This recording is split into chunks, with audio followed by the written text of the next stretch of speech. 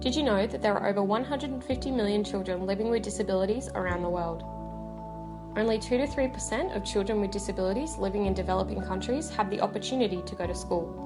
In some African countries, having a disability doubles the probability of children not attending school.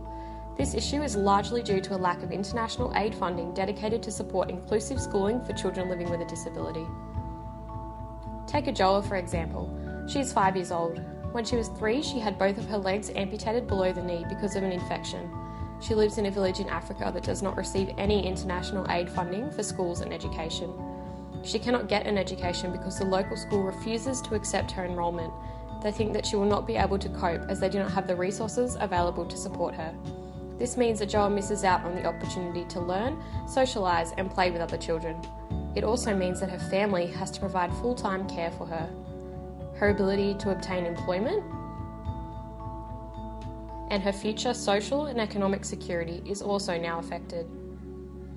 This clearly goes against Ajoa's right to education as a person living with a disability under Article 24 of the Convention on the Rights of Persons with Disabilities. Article 24 affirms the right of people with disabilities to inclusive education without discrimination.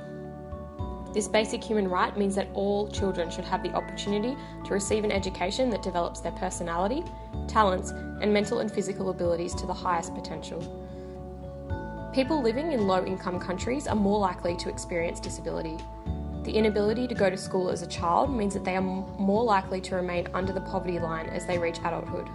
Therefore, disability is both a cause and a consequence of poverty. This is a vicious cycle that needs to be broken. And we believe that the provision of funding and support for inclusive education is the key to breaking this cycle of disability and poverty.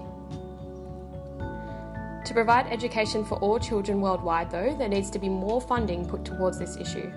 Less than 0.5% of international humanitarian aid is allocated to people with disabilities of all ages. This means that the 150 million children living with disabilities worldwide only receive a tiny share of this aid. This is a political issue, specifically related to funding for international aid. In this case, funding for inclusive education in the developing world.